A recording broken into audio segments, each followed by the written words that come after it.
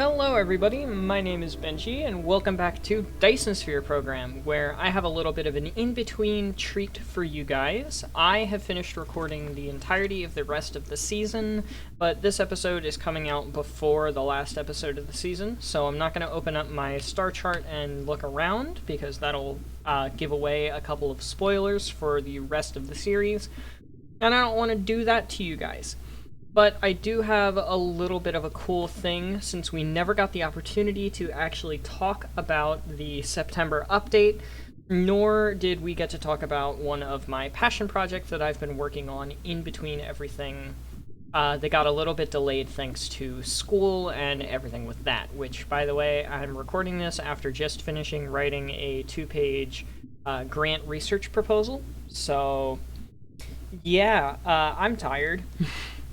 But the main thing that I want to talk about today is a couple of these blueprint designs that I have here, as well as the wonderful logistic bots, aka the fidget spinners, and the logistic distributor, aka the hats, as the community has been calling them. So these guys are a wonderful stepping stone between the belts and the planetary logistic systems. You start off the game, and you have literally nothing, and then you get into power and belts, and then upgraded sorters, and some other fun little things. And then earlier, it used to be that you would just get Belt Mark II, and then immediately go straight into Planetary Logistics System. And technically you still can, but these are a little bit convoluted. You need titanium, so you need to go off-planet. You need particle containers, which require a lot of oil-based production, and green motors, and copper, and all the things. And then you need the bots, which need processors, which you can get on planet on your initial starting world with no silica, but it's a little bit convoluted. So they added in this stepping stone in between, the distribution logistics systems, which adds in the logistic distributor, which does require processors, and the logistic bots, aka the fidget spinners, which also require processors. However, you don't need a lot of these in the early game or in the late game, so that's not really a huge big deal. And you start off the game a little bit less, and the initial cargo capacity of the logistics bots is 3. And it upgrades, it's 8 now. It used to be 3. And you can upgrade that cargo capacity all the way up to 20. And then the logistic distributor can hold 10 bots. And you start off at, I want to say it's 40 degrees, which means you do not have planetary coverage until you start upgrading this, where you get plus 20, plus 20, plus 30, plus 30, and plus 40. And they start rather slow, but they do increase as you increase your logistic carrier engine. So drone speed, bot fly speed, bot fly speed, bot fly speed, and so on and so on and so forth. And that is one of the infinite techs that you can continue to go on, which is why mine are so fast. But that's a little bit besides the point. These things are a lot of fun, because as soon as you research them, not only do you get access to the fidget spinners themselves, but you also get access to these little hats. These little hats automatically supply items to your inventory, or take them from your inventory. So let me set up a little bit of a demonstration over here, and just place down a couple of these wonderful things. They do require power, of course, so keep that in mind. Where are they, by the way? There they are. They're in the transportation tab. That makes a lot of sense. And let me go on ahead and do this part first. You have this little secondary inventory slot over here. This is where you can request or deny items. Specifically, what I'm going to do is I'm going to deny some items, because I already have some requested, and you're going to see that go into action. So if I open this up, and I hit, let's say I don't want matrix labs. I don't want them. So currently it says do not provide, do not collect. If I take this little bar at the front left side, it'll say at least 700. So I want to say at least 100. That's 2 stacks. And then this says at most. So you can have between 100 and 200. Meaning, if I have more than 200, which I currently do, and I have a chest that will take them from me, you can also see here, it says waiting to be collected and waiting to be delivered. That's what the little down arrow and up arrow are inversely, respectively. And it'll say as well, no match distributor, 100 provide, 345 current, and 200 collect. So another fun thing you can do with this is if you're looking at your inventory and you're like, man, how many belts do I have? Then you can just go in here, do that, just set some random crap, and then boom, 3,772 belts. Right click to get rid of it, obviously. But that was just a little demonstration to show you my curiosity with that. So now, I can put down this, and first of all, you'll see him bring me another one, and he goes right back. They're pretty fast right now just because I'm late game. And now you can see this. Just like the other ones, the interstellar logic hubs and the planetary logic hubs, there's the option to automatically replenish them whenever you open it. And that guy just sent me some more drones. And then you have a couple of other things, max charging power, so on and so forth. Cannot work if the item filter is not set. Sorry, research. So, go on ahead and set the filter. For this example, we're going to do matrix labs, and you could see right there, they took them all from me immediately. And then we have 2 other buttons here, where we can provide and collect for Icarus, meaning that they will provide to me from this, and if I have too many in my inventory, they will pull it back. And that includes if it's red. If it's red, it will still provide this. So, you can have 2, let's say, capacities, and have a production building, and the production building will fill up these 2 slots, and will not fill up the red with the inserter. But if I dismantle an entire blueprint on a planet, then the drones will automatically take the matrix labs and put them in the red section, just like that. So that's a really good way to limit your capacity and not have to worry about being bottlenecked for stuff in your inventory. And it is automatic if I say at least 125. Oh? Oh, wait, no. At most 250, at least 225. And then boom. They brought it to me. So, it is instantaneous. As soon as you update it, by clicking out of it, it will take them automatically from you, which is just phenomenal. And then we have this little dial over here. So you can select it to only provide to Icarus, meaning that it will only give you objects, it will not take them from you, or it will only take from Icarus. And then you can hit check all or collect all types. It will collect everything in your inventory that is too much, and then distribute them from there to other distributors automatically, which is fantastic, and brings us to our next box, which is provide to other distributors. And this is the same thing, request from other distributors, and, well, those are your only 2 options. You can only request or provide. So the one application I can see specifically for that is with the limited visibility of them, the limited transport range in early game. And the other main thing is the fact that these don't have that big of a carrying capacity. Like, it starts at 8. So I came across a Reddit post, and I'll try to credit the Reddit user down in the comment section below, but they came up with a wonderful idea to use this in the early game and late game for proliferation. Because proliferation, you don't need a whole lot of sprays. you can spray 12 times with one item. More than that if you self-proliferate your proliferation, which you should always be doing, by the way.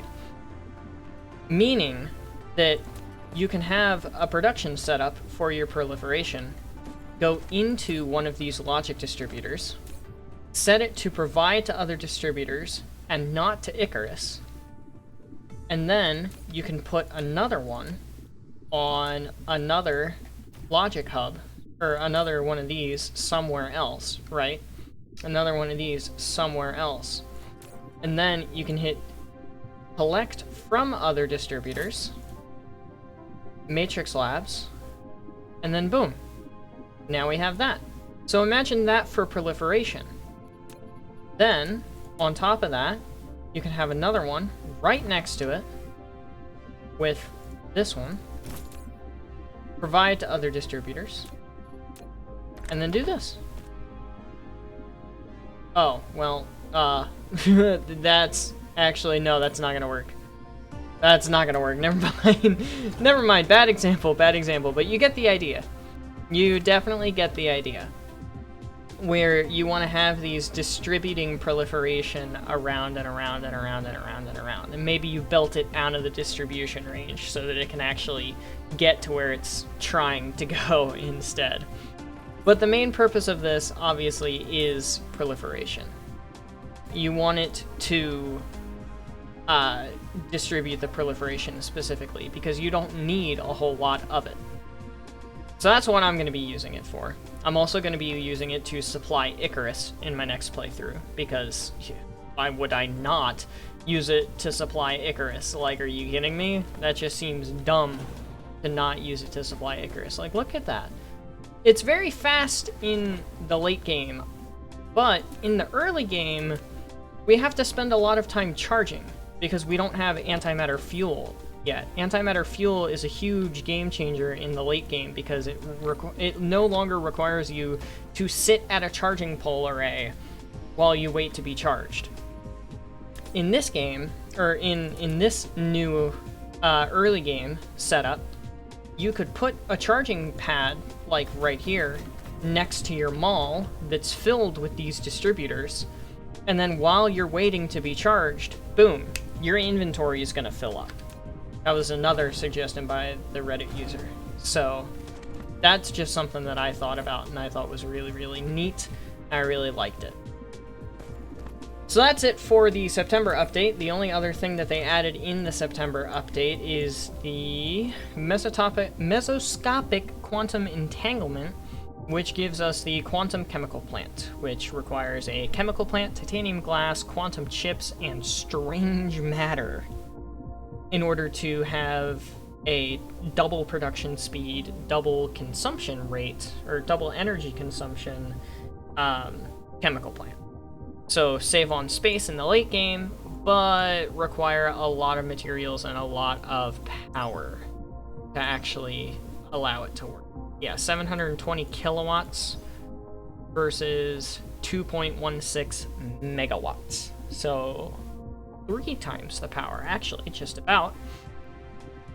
But actually, no, it's exactly 3 times the power. I can do math. I'm a aerospace engineer, or at least that's what I'm in school for. So, yeah, anyway, moving on to the second part of this video, which is these mall blueprints, which, by the way, all the blueprints for the entirety of the series is down in the description, including everything that I have finished for the season. So everything is there, everything is awesome. But I want to show off these, because these are going to be fantastic for me in the early game of my next playthrough. Like, it's gonna be phenomenal for me in my next playthrough, and if you guys wanted to, it would be amazing for yours as well. So let's talk about the first one here, the Jumpstart Mall. This is supposed to be the first blueprint that you use when you start up a new world. And I wrote out a little bit of a description, but essentially it's entirely designed for the beginning of the game, and it's entirely designed around getting you up to oil production. So you're going to have a couple of different tiers. You're going to start with the smelting tiers, move on to the production tiers, and then move into the actual construction tiers as follows. So eventually, essentially rather, what that's going to look like, I'm going to get into the other zone down here, that way I don't get messed up. Essentially, what you're going to end up doing is you're going to plop down copper and magnets. That's going to be the first one. And these are designed in mind for the fact that, yeah, you can only print 108 or 150 maximum facilities at a time. And then we'll go on ahead and we will do the next one, which is smelting 2. Is just iron plates and stuff. And then finally, we will do smelting 3, which is the glass and the bricks. And then next up is the first production tier. And that goes like this. Some of it is just the tiniest bit wonky, so be wary of that as you place these down. Next up is production number 2, is all of the magnetic coils. And that just pastes like this.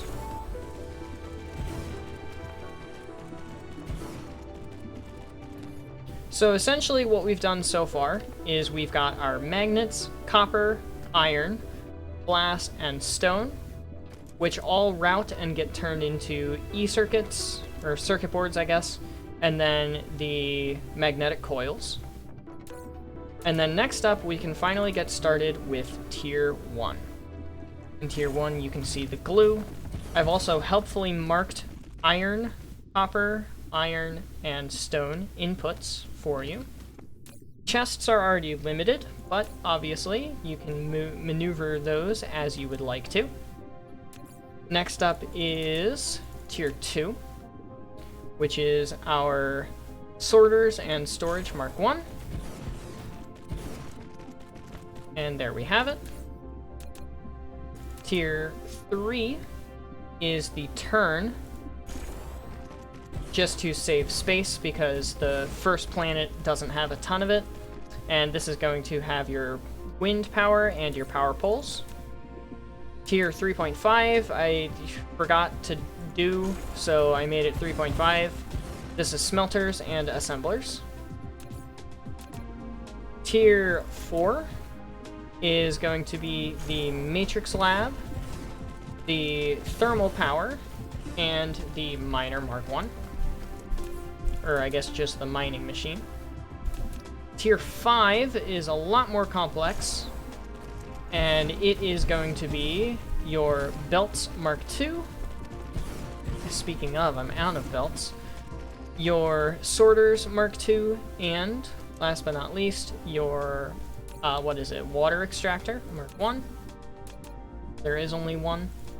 Tier 6 turns all of these lovely materials into steel and photon combiners for the purposes of the oil production.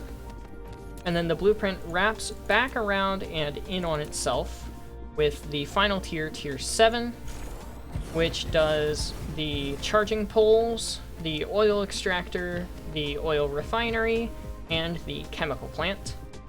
And of course, once you actually go into the Tier 2 Jumpstart Mall with the logistic distributors, you can plop those on top of each of these, put yourself one of these handy-dandy 8-pole charging machines, or 12-pole charging machines, right here in the center, and then you'll have everything automatically resupplied to you.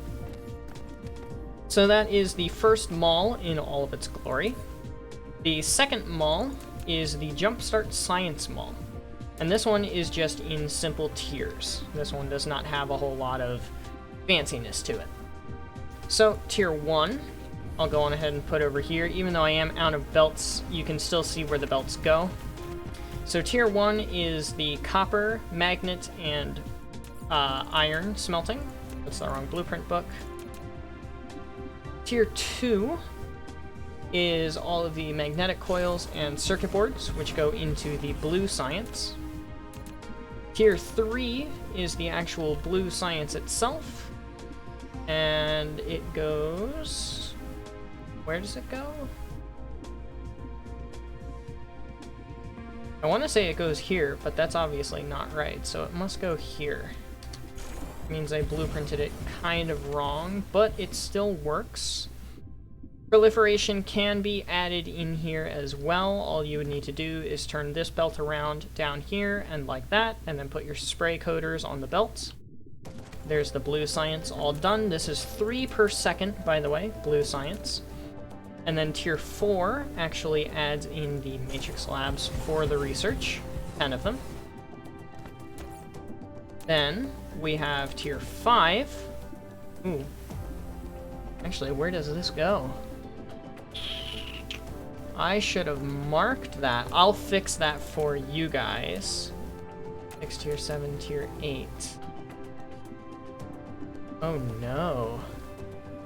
I can't remember where things go. Well, what we can do is we can place this one down, because that one has to do with adding in the red science, and then we can work our way backwards to figure it out from there. That makes sense to have them all in line. I'm glad I didn't mess up my oil belts. Jumpstart science, tier 6. Oh goodness, this is atrocious, isn't it? There we go, tier 8. That does all of the oil refining. I didn't set the recipes either. Well, I'll have to fix that. I'm finding all these things to fix, man. I'm just making a fool of myself. That's all I'm doing right now. And then this one just goes right behind, like that. And then you have your 2 oil belts. Everything is marked, so this belt under here is oil. This belt here is oil. This one is going to be your refined oil. So the 2 refined oils are here and here. The underneath belt is hydrogen. It comes up and over top of the oil belt and then down, and it joins up with the other hydrogen belt, or at least it was supposed to. I'll fix that too. And that goes into the labs. It is 6 per second of hydrogen, and you get 12 per second of refined oil out. It requires 12 regular oil in, so 2 Mark 1 belts of oil in. And then last but not least, or technically first, is the actual coal refining, so energetic graphite, which is 2 belts of coal, so 12 coal per second into the system. And then this will do 3 per second red science and 3 per second blue science. It's just a basic jump start. You can use the refined oil to go on ahead and make sulfuric acid, graphene, plastic, all the other things that you're going to need, which I also have a couple of early game blueprints for, or, well, I guess more mid-game blueprints for. Early game, you just kind of set up the chem labs yourself. It doesn't take that long, and with how many drones you have, it's going to have to do what it's going to have to do anyway. So with that said, let's move on to the 3rd and final blueprint book before I blabber too long and run out of time. This one is going to be the one that I just showed off over here, and I'll show off how it goes with the tier by tier placement of it. So first of all, we have our iron and copper coming in. So iron and copper come in with tier 1, smelt 1 rather, and then smelt 2 goes right on top like this. It has all of the stone come in, and this is just not working out at all. I'll show you how to place it all, and then I'll go talk through it with the other one. Next up is our very lovely, right there. This one has all of the belt routing for our solar panels. Tier 2 has the rest of the production for the microcrystalline components.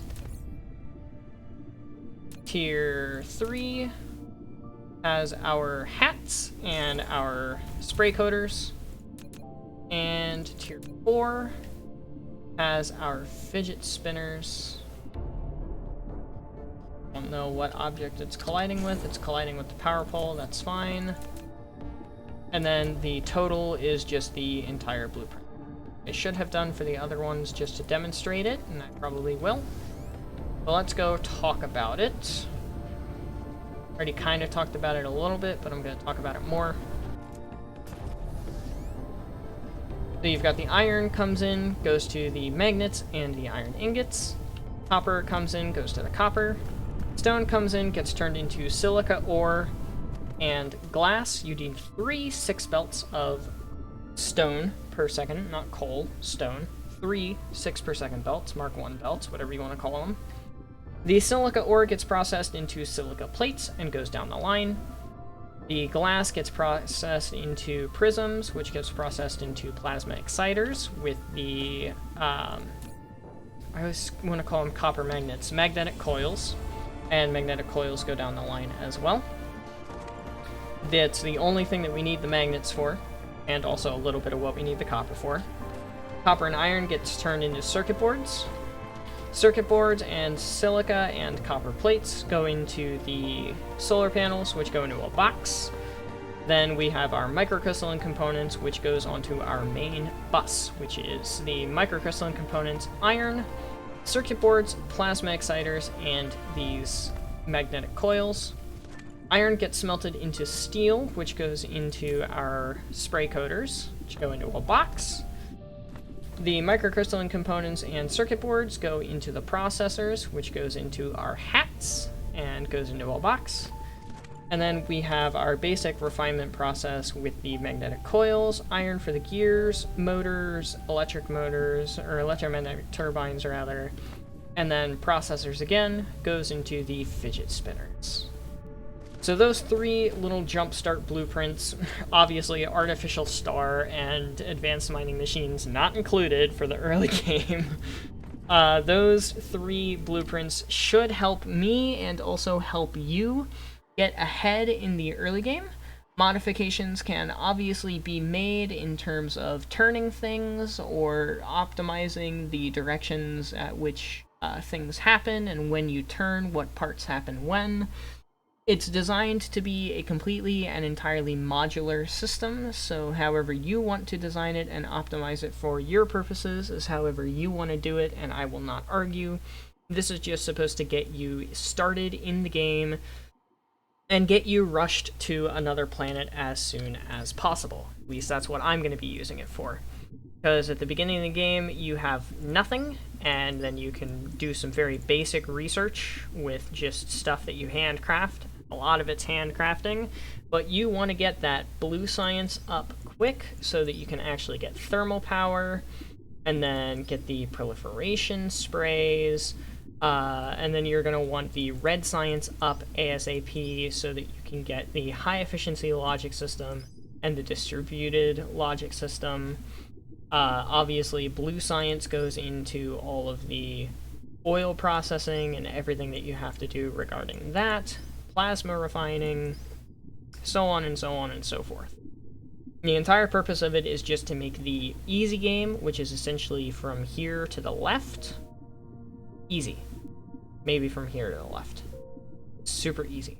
That's like the entire point of those blueprints. So I hope that that recap of the update was helpful for you guys. I really hope that the blueprints are going to help you guys as well. I hope they help me. I think they're going to help me once I do my next playthrough. Which, by the way, my next playthrough of Dyson Sphere program is going to be when the combat update drops in 2023. So for now, that is probably going to be it from me on Dyson Sphere until then. But without further ado, adios, sayonara, au revoir, hasta la vista, das vidania, wiedersehen, ciao, and goodbye. Please have yourselves all a fantastic rest of your day. Get some sleep if you need to. Don't forget to stay hydrated. This video is in the bag, and I will see you guys in the next one. And if you stuck around this long, you can kind of get a little bit of a Halloween teaser. Bingo. That's your teaser. I'll catch you guys in the next one.